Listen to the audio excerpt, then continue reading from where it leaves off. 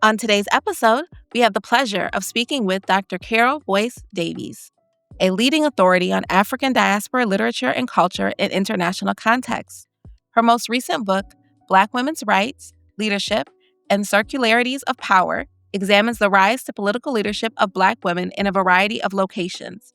She is also the author of the prize-winning, now classic, Left of Karl Marx, The Political Life of Black Communist Claudia Jones. Her first book was Black Women Writing and Identity, Migrations of the Subject, Caribbean Spaces, Escape Routes from the Twilight Zone. In addition to over 100 essays, articles, and book chapters, Dr. Boyce-Davies has also published 13 critical editions on African diaspora, and Caribbean literature and culture, and Black women's writings in global contexts.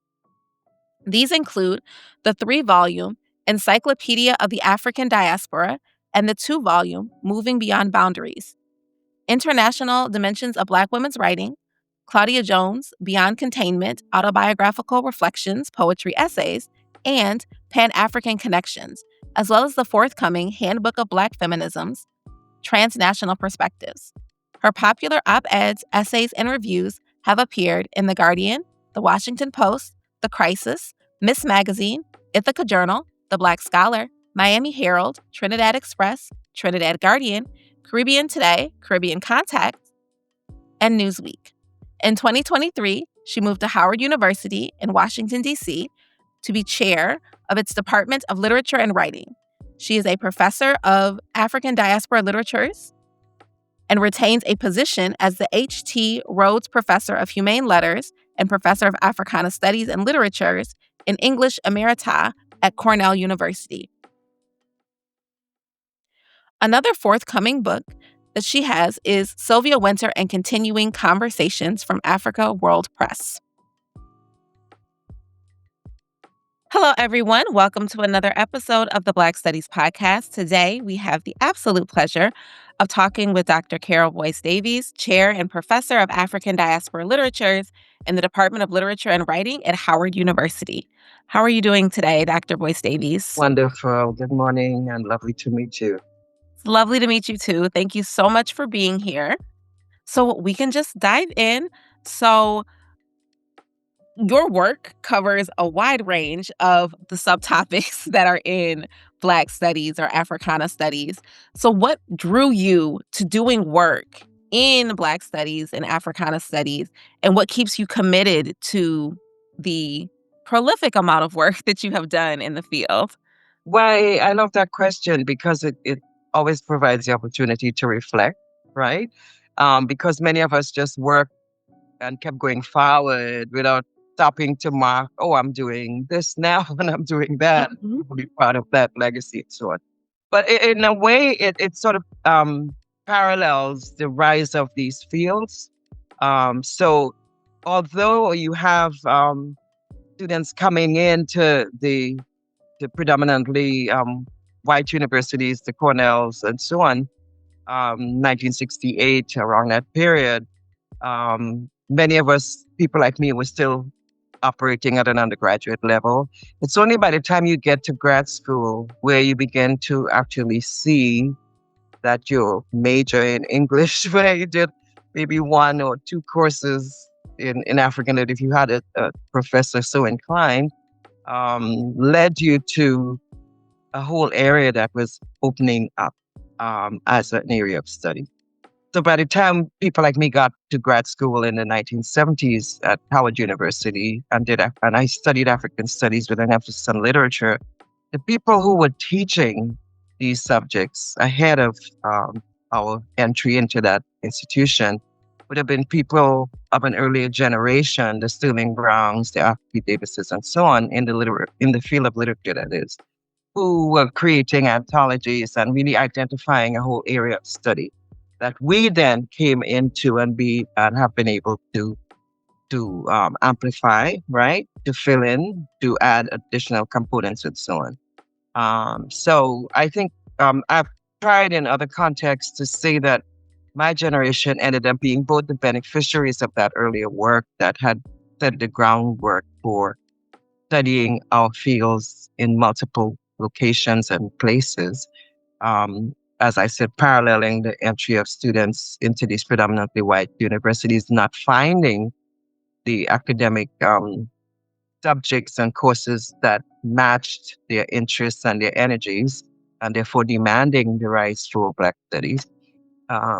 We end up being able then to become the professors who I identify us as the beneficiaries of all that work. And it's so clear now when you see how the current administrations have been trying to retrench, take back all of those gains. So we were the beneficiary generation for sure. And therefore, many of us still feel that and have a responsibility to make sure we deliver subsequent generations who can also take that work forward. Well, thank you so much. Building on that, and like where we're at right now with the current administration trying to negate actual history.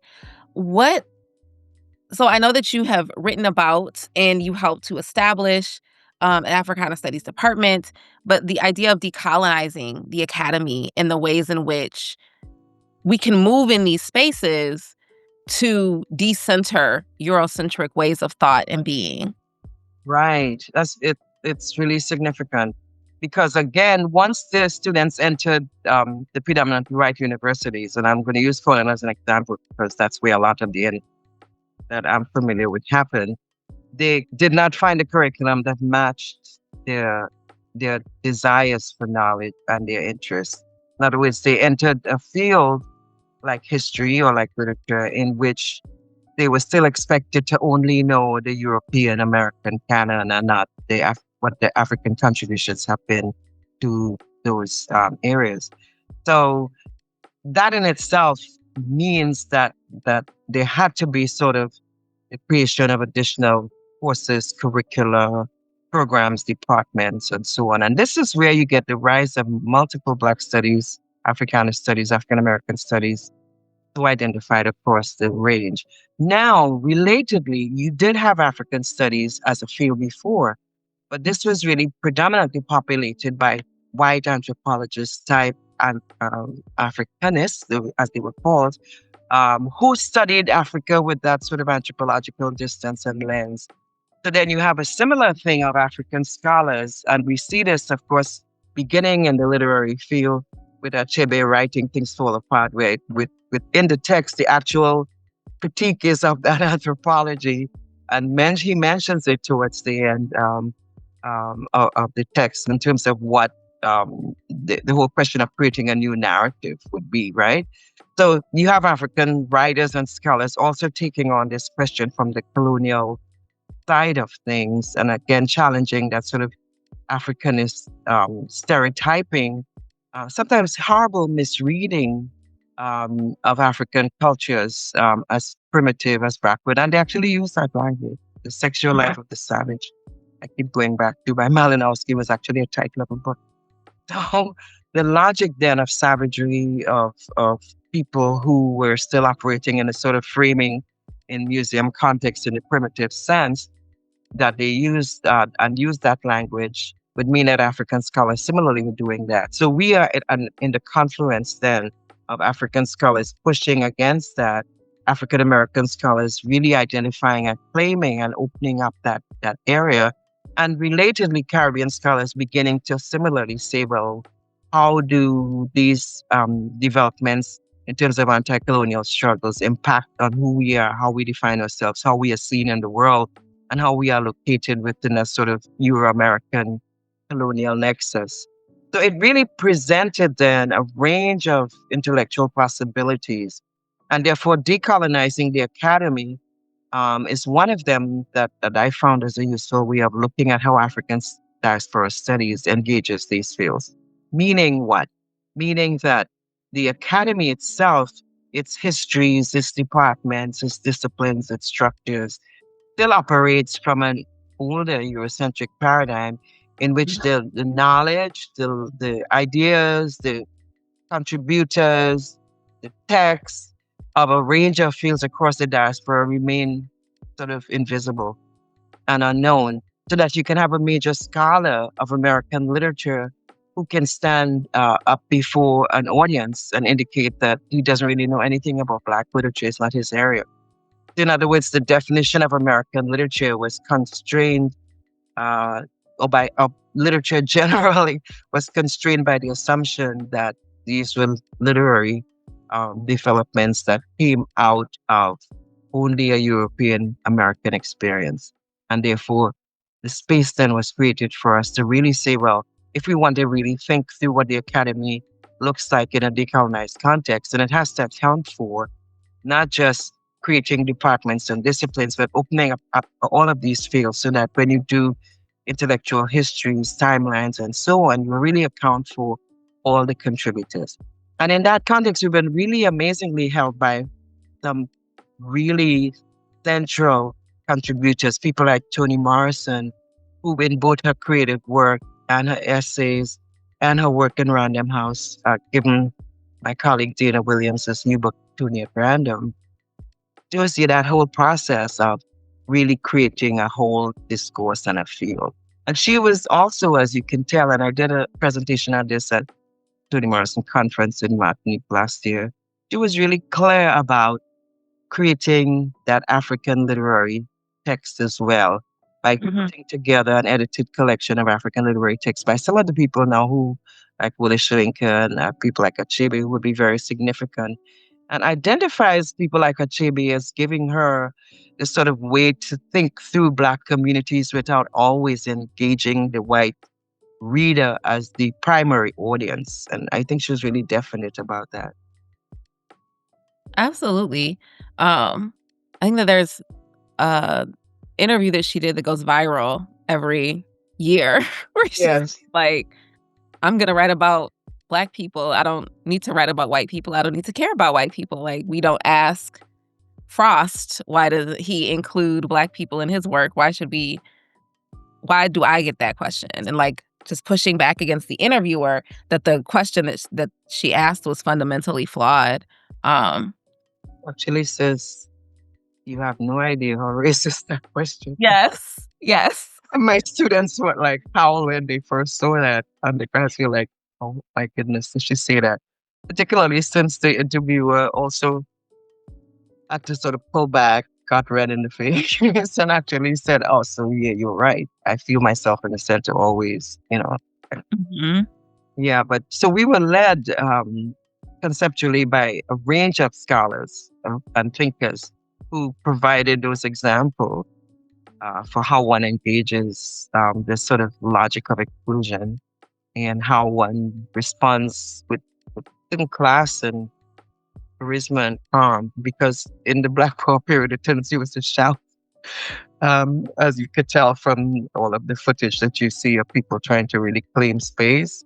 But I think in framing it, and I was at a conference in Morrison at Cornell last weekend, she really frames herself as not having to deal with the extra. And she actually says racism's task is to keep you distracted always, so you're always responding to them.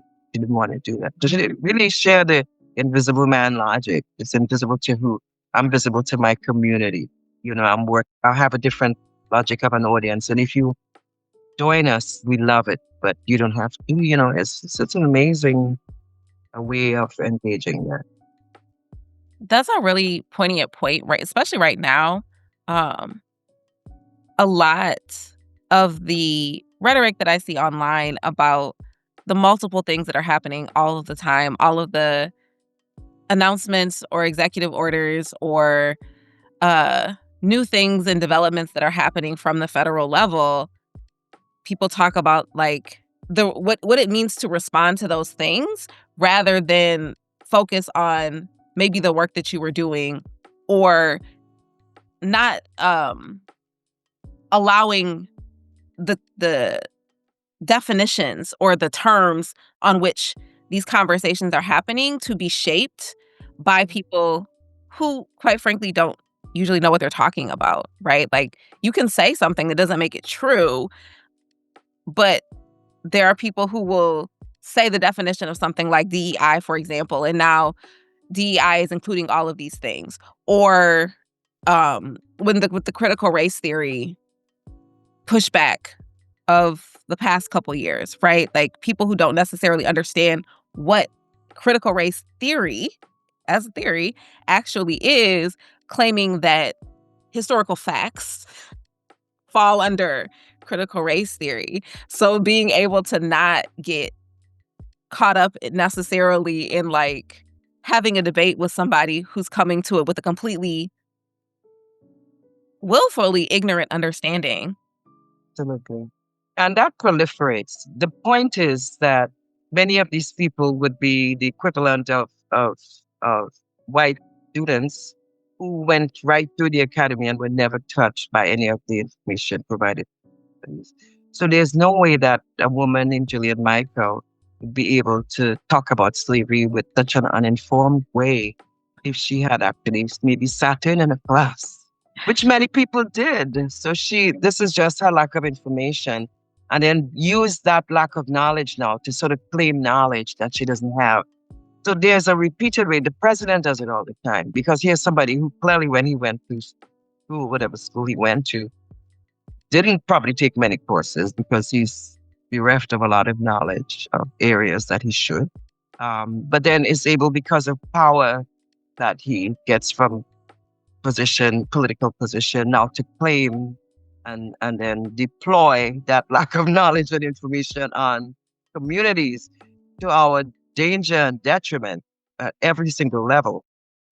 So yes, I was on a panel with Kimberly Crenshaw not too long ago, and we were chatting about the fact that when they came after critical race theory, people just sort of saw that as a kind of particular attack on a certain area of knowledge, but did not realize that this was actually part of really undoing the entire spectrum of civil rights gains, civil rights knowledge and advances, uh, studies of all sorts, not just Black studies, but a range of different other related ethnic studies that they are seen now as not valid. For example, one of my colleagues, former colleagues at Florida International University, said that a class, he's an anthropologist of African origin, a class that he taught for many years called the Anthropology of Race, and he's not somebody doing any kind of radical work, just the anthropology of race, studying how racial categories were developed and defined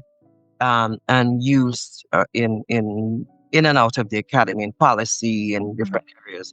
And the university actually took that course out because it had race in it.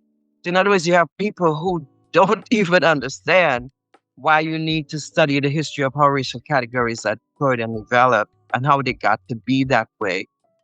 Then making the decision that no student should study that. So what does that mean for the next generation who don't know this information going forward? A whole knowledge gap is being produced by that whole sort of uninformed attack on curricula that we see taking place under the guise of removing DEI and so on. And I have really a lot of problems with that framing too, because diversity, equity, and inclusion, which ended up being linked together in different ways, simply relates to the ability to have many people who were not included in frameworks before be part of a general intellectual, legal, political, and other framework, particularly in the workplace. Framework. So for me, taking that out means trying to take you back to before Civil Rights Acts, before Brown versus the Board of Education, allow people to go to school and so on. And I think the emphasis is on really trying to remove, and they have said that, remove that entire period from 1956 onwards to the contemporary. But that's, of course, as you know, impossible. So they try to really rewrite history, but we have to be really clear. And happily, we have people like you who are consciously working in areas like this that we keep our people informed so that they know don't buy the film flam, don't buy the attempt for them to sort of gloss over what they're actually trying to.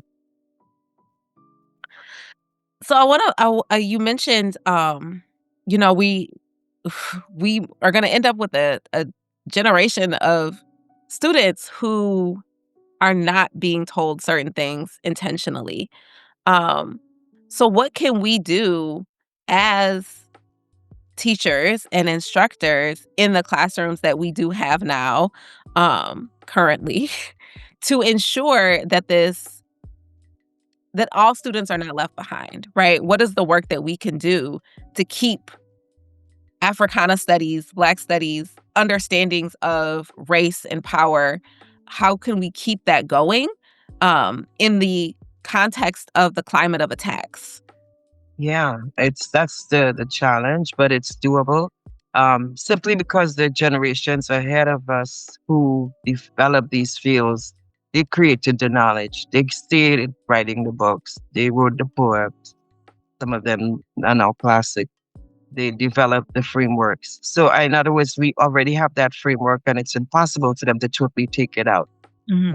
What you will be encountering, sort of proliferating uninformed people. And it's, ironically, what we saw recently last week was that was a whole campaign at many other universities to ensure that those students remained uninformed.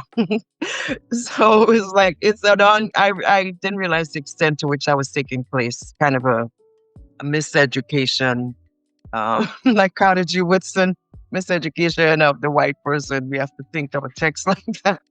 So somebody needs to write that book now that we called it. So miseducation of Caucasian people or something.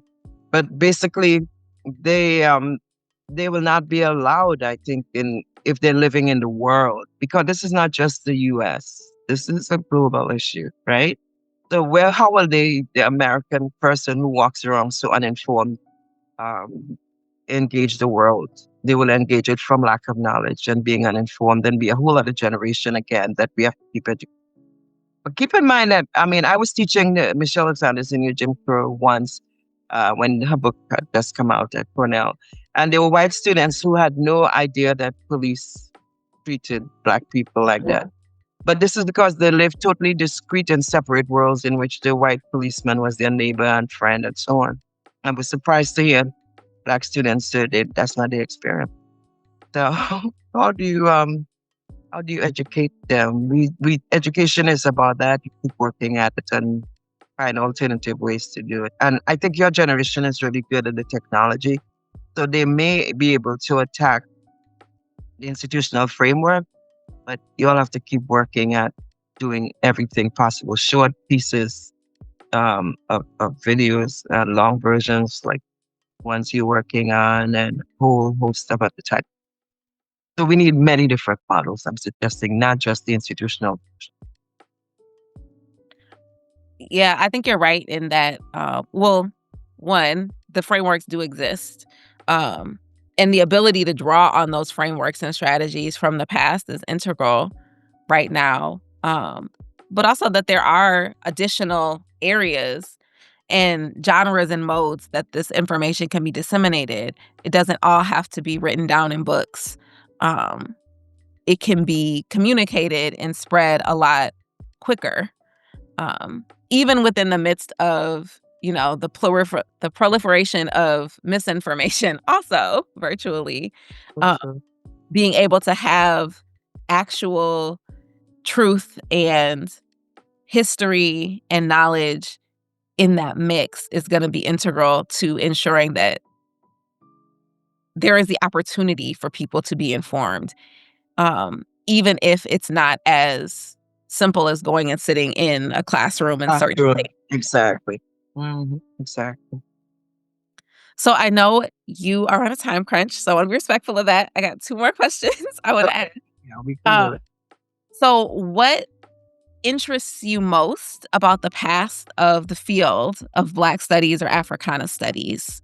What interests me most, I loved, and this is my own bias, I suppose, but I love the fact that after all of that work that we talked about earlier of entering and creating a field, women came in and said, "But excuse me, we're not in this really." So in 1980s, particularly with that classic text by Barbara Smith, Hal Scott and Smith, "But Some of Us Are Brave," put on the table, a whole possibility of developing Black women studies, or Black women as a field of study. And this is not just U.S. It impacted the Caribbean. It impacted Africa. Out of that, you have African women really developing their own versions of feminism in Africa and or African feminism as categories. Um, Writers like Chimamanda Adichie being clear that she would articulate that, as she similarly articulated other kinds of critical issues that related to creative writing or creative experience as related to women in and outside of the continent.